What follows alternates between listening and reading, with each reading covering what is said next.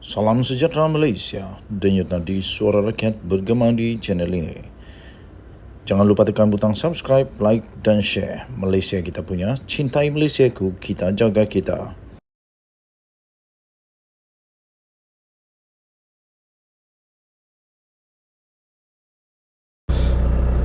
Salam sejahtera Malaysia, denyut nadi suara rakyat bergema di channel ini.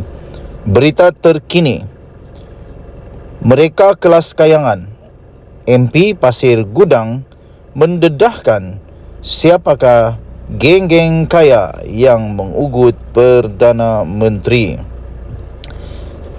Berita ini dipetik daripada biharian.com.my 1 Julai 2023. Berita penuh. Perdana Menteri Datuk Seri Anwar Ibrahim perlu mendedahkan kepada umum identiti sebenar geng kaya yang dimaksudkan yang cuba mengugut untuk menjatuhkan kerajaan perpaduan. Menyifatkan geng kaya dimaksudkan Perdana Menteri itu sebagai mafia politik, Ahli Parlimen Pasir Gudang Hassan Abdul Karim menegaskan ugutan mereka itu jika sampai ke tahap menggugat kedudukan kerajaan akan menjurus kepada satu bentuk kesalahan jenayah yang mengancam perjalanan demokrasi berparlimen. Kesalahan jenayah itu katanya terdapat dalam kanun kesiksaan. Katanya dalam kenyataan tersebut, kerajaan pimpinan Anwar tidak perlu menggunakan polis dan undang-undang untuk menghadapi geng kaya ini. Sebaliknya, hanya dedahkan mereka ke pengetahuan umum untuk dinilai oleh rakyat. Siapa mereka ini? Bagaimana mereka boleh jadi kaya raya? Adakah mereka kapitalis kroni? Adakah mereka pemilik monopoli AP, permit import? Adakah mereka dalam senarai Pandora Papers dan Panama Papers? Adakah mereka ini adalah pemilik syarikat besar yang pernah di-bail out oleh kerajaan? Adakah mereka ada rekod lari dan mengelakkan diri dari membayar cukai kepada Lembaga Hasil Dalam Negeri LHDN? Adakah mereka ada kes rasuah? Katanya kepada BH. Semalam Anwar ketika berucap pada satu majlis kenduri korban di luar perkarangan Masjid Jamik An-Nur di Kampung Gua Perahu di Bukit Mertajam di Pulau Pinang telah mendedahkan menerima pelbagai ugutan daripada geng kaya yang sedang berpakat untuk menjatuhkan kerajaan perpaduan dipimpinnya. Tanpa mendedahkan secara terperinci siapa yang dimaksudkan dengan geng kaya itu, Perdana Menteri berkata, beliau bagaimanapun tidak terkesan dengan ugutan itu dan akan terus lawan untuk mempertahankan prinsipnya demi rakyat. Mengulas lanjut, Hassan berkata, geng kaya yang memusuhi Anwar dan kerajaan perpaduan sekarang adalah segelintir orang kaya atau elit ekonomi yang masih menguasai politik hingga kini. Katanya mereka kelas kayangan.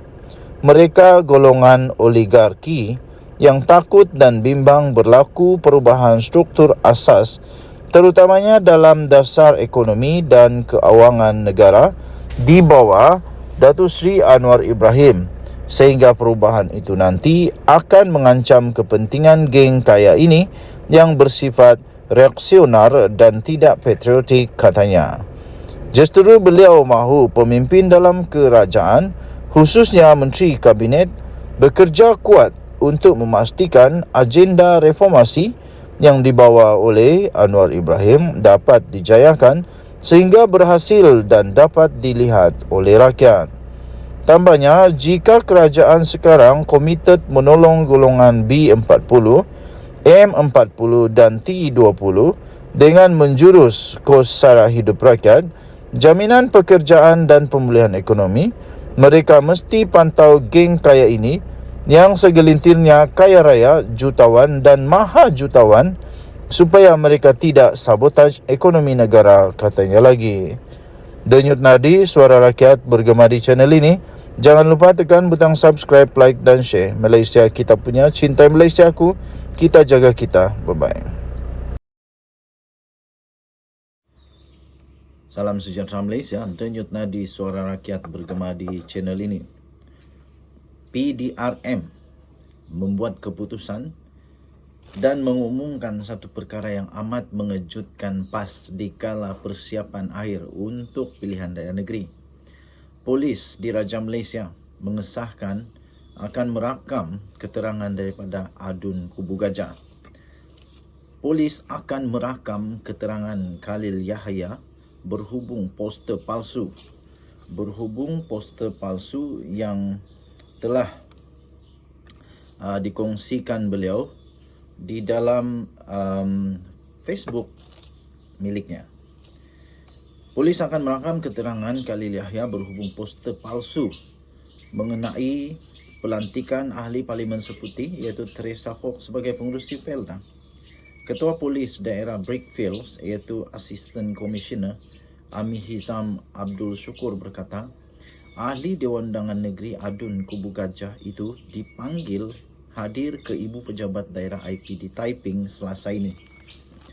Katanya dalam kenyataan itu, janji temu sudah dibuat untuk rakaman percakapan Khalil pada jam 10 pagi di IPD Taiping, katanya kepada Harian Metro. Harian Metro semalam melaporkan polis telah pun menerima laporan dibuat oleh Teresa Hock berhubung poster pelantikannya sebagai pengerusi Felda. Siasatan polis mendapati berita palsu itu berasal daripada laman sosial Facebook Khalil. Kes itu disiasat mengikut Seksyen 504 Kanun Keseksaan serta Seksyen 233 Akta Komunikasi dan Multimedia 1988. Okey, so di sini kita akan nampak nanti, kita akan tahu nanti di mana asal sebenarnya poster itu. Adakah poster itu hanya akan hanya di repost, hanya diulang siar semula oleh adun daripada PAS ini, ataupun poster itu dicipta sendiri oleh beliau, ataupun ada orang admin atau sebagainya yang mencipta poster itu kemudian dipost oleh beliau. Dan nanti kita akan lihat, akhirnya nanti polis akan siasat juga siapakah yang pertama post poster palsu ini. Dan di sana nanti kita akan tahu kebenarannya. Jadi tuan-tuan dan puan-puan yang dihormati sekalian, adakah ini adalah satu permulaan yang kurang baik di dalam kempen PRN daripada PAS? Dan adakah ini satu cabaran yang bakal akan dilalui oleh Pakatan Harapan, iaitu akan ada berita-berita yang dipost yang tak sahih, yang palsu. Dengan kata lain, mungkinkah ada fitnah lagi? Mungkin ada fitnah lagi kah selepas ini? Harap-harap tak ada.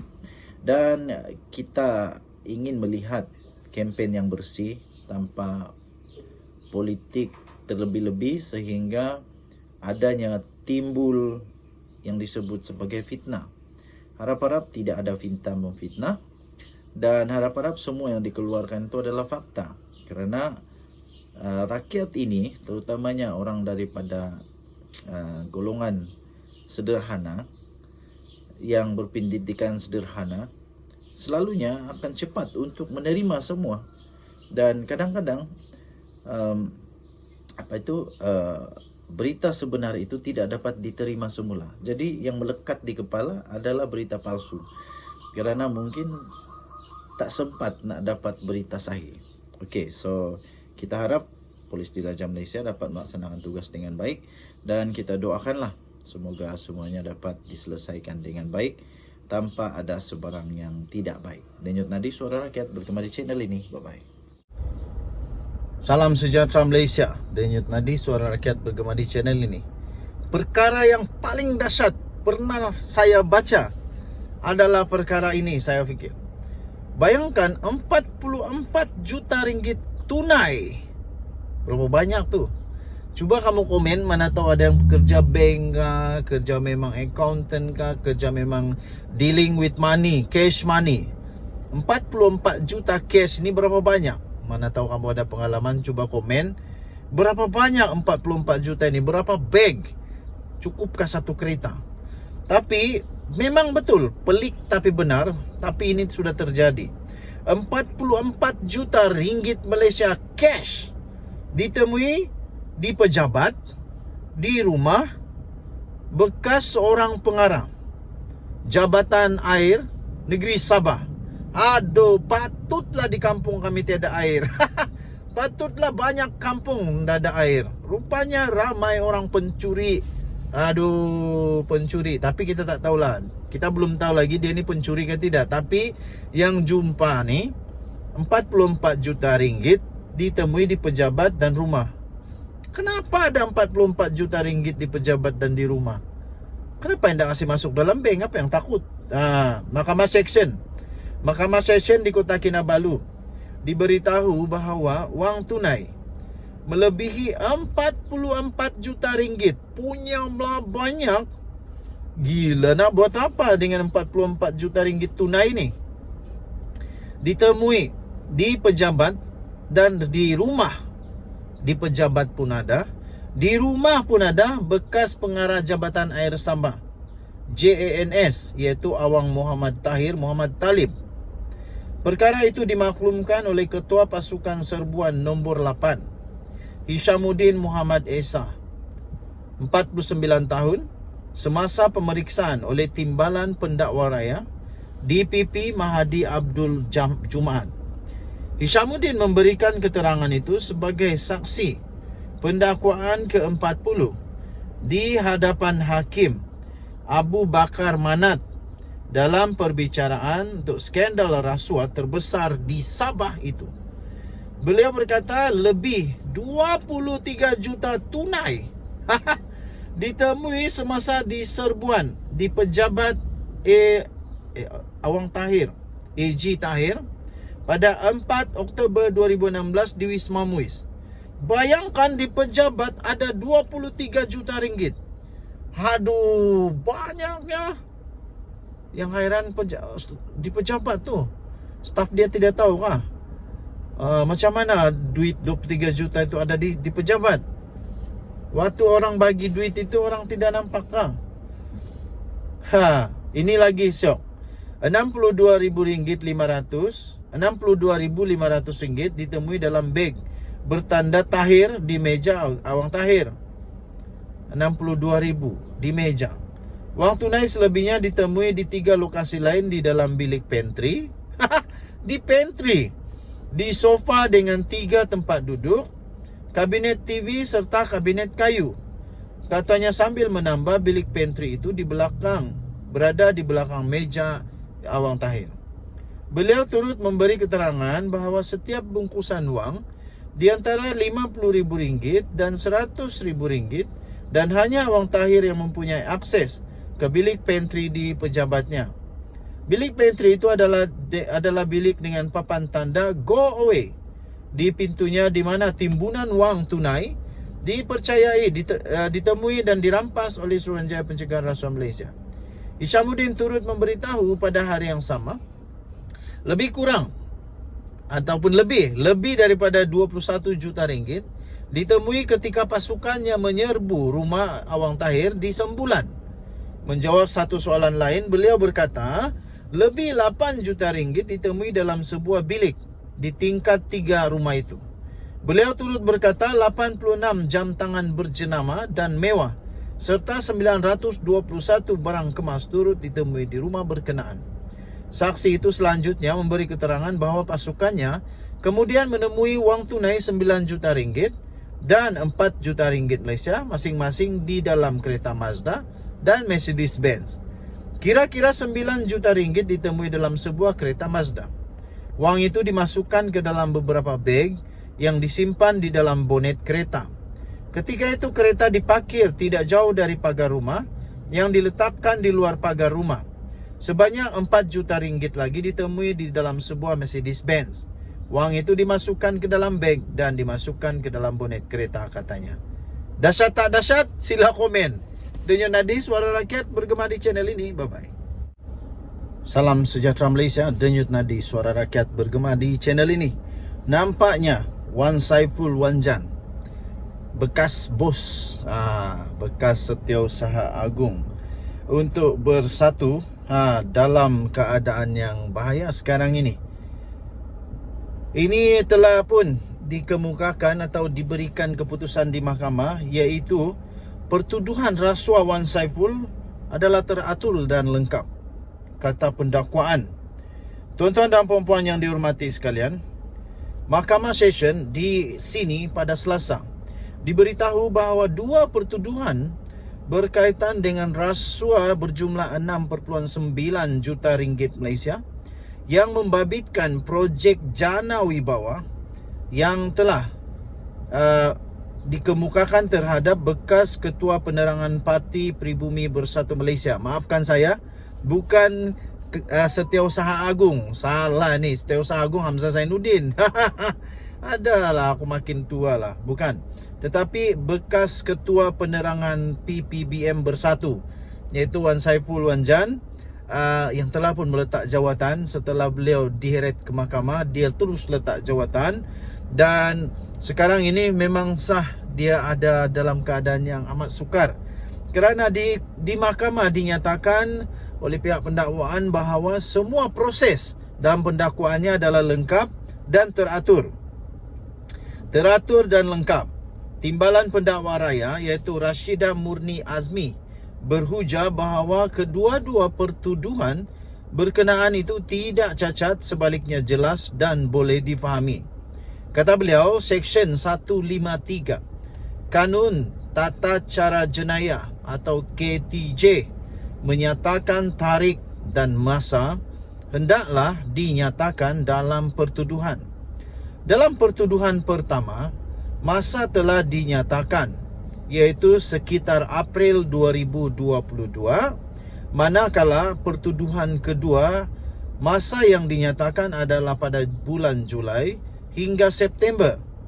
Pihak pembelaan juga telah dibekalkan dengan dokumen serta notis yang mencukupi bagi membolehkan mereka menyediakan pembelaan, katanya.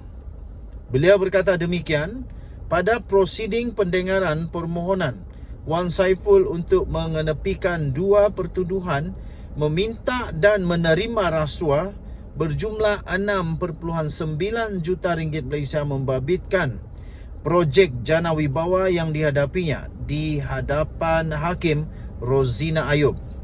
Selain itu, Rashidah Murni berkata permohonan Wan Saiful adalah tidak berasas dan pramatang kerana saksi-saksi pendakwaan masih belum lagi pun memberi keterangan. Sehubungan itu, pihak kami, katanya, memohon untuk mahkamah menolak permohonan ini memandangkan ia tidak mempunyai alasan yang kukuh dan merupakan penyalahgunaan proses mahkamah, katanya.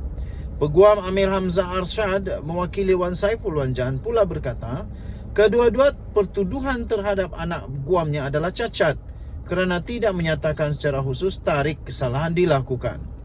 Dalam pertuduhan itu hanya menyebut sekitar bulan tertentu tanpa mengemukakan butiran yang lengkap bagi kesalahan yang dipertuduhkan terhadap anak guam saya, katanya. Dalam pada itu, Amir Hamzah berkata pertuduhan itu juga tidak berasas berdasarkan Seksyen 173G KTJ yang menyebabkan pihak pembelaan dinafikan untuk mengemukakan pembelaan dan alibi. Okey, tuan-tuan dan puan-puan yang dihormati sekalian, anda boleh mendapatkan berita lengkap ini di sinarharian.com.my. Kita jumpa lagi. Bye-bye. Salam sejahtera Malaysia. SPRM semakin tegas, semakin hebat, semakin padu, semakin mantap, semakin ditakuti. Inilah yang kita mau, supaya semua orang tak lagi suka hatinya aja, macam duit keluarga dia saja duit negara kita, macam duit dia sendiri saja duit rakyat. Suka-sukanya mau pakai bila, suka-sukanya mau minta rasuah, ambil rasuah, macam-macam. Okey, tapi kali ini SPRM mengumumkan satu perkara yang amat penting untuk seluruh rakyat Malaysia. Terutama bagi mereka yang selalu ada kuasa, yang selalu berisiko untuk terlibat dengan pelbagai jenis kesalahan rasuah, salah guna kuasa dan macam-macam lagi yang tidak sepatutnya dilakukan.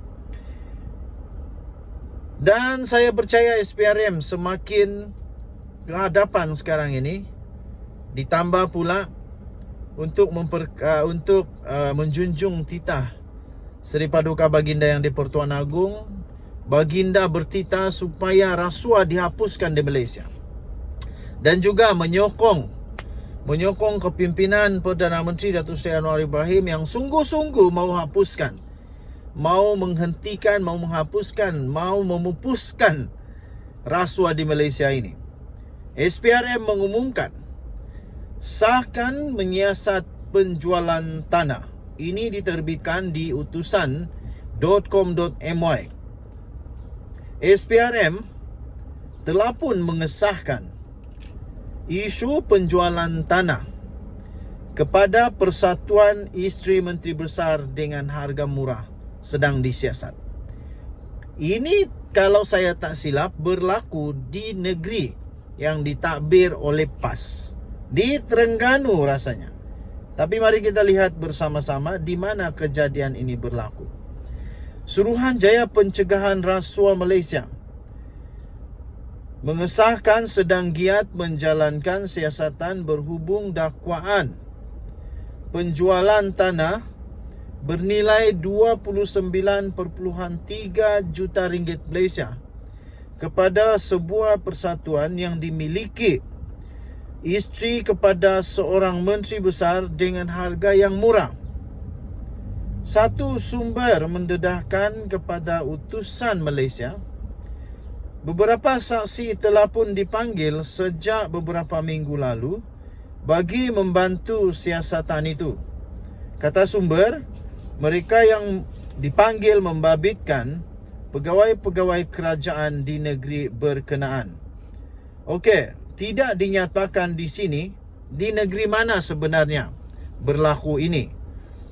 Okey, kita boleh cari siasat dulu di Google.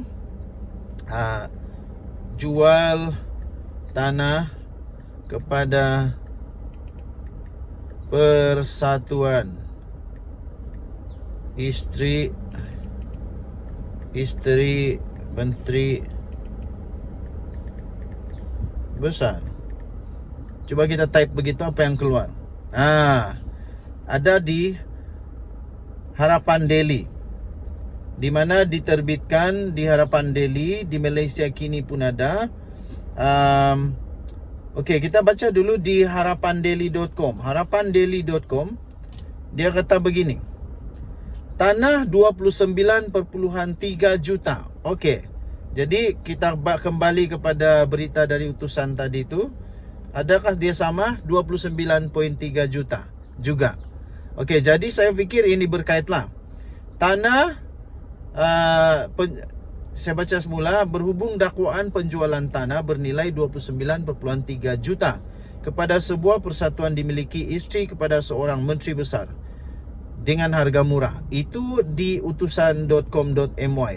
Jadi kalau kita pergi balik di harapandaily.com itu, bertarikh 5 Jun, jumlahnya sama 29.3 juta. Tetapi ini lebih detail. 5 Jun 2023 diterbitkan. Tajuknya, tanah 29.3 juta dijual hanya dengan RM500,000 sahaja kepada Persatuan Isteri Yang Berhormat PAS Terengganu. Seluas 11,299 meter persegi, berdekatan bangunan Badan Perhubungan PAS Negeri Terengganu yang bernilai 29.3 juta dikatakan telah dijual kepada Persatuan Isteri Wakil Rakyat dan bekas Wakil Rakyat Terengganu, Khairun Nisa, dengan hanya RM500,000. Lapor portal The Corporate Secret, keputusan membabitkan tanah strategik di Kuala Terengganu itu dibuat oleh Menteri Besar Datuk Seri Dr. Ahmad Samsuri Mokhtar dan ahli-ahli Majlis Mesyuarat Kerajaan Negeri. Walau bagaimanapun, pihak pendaftar tanah Kuala Terengganu dan Majlis Bandaraya Kuala Terengganu MBKT tidak bersetuju tanah itu diserahkan kepada Khairunisa.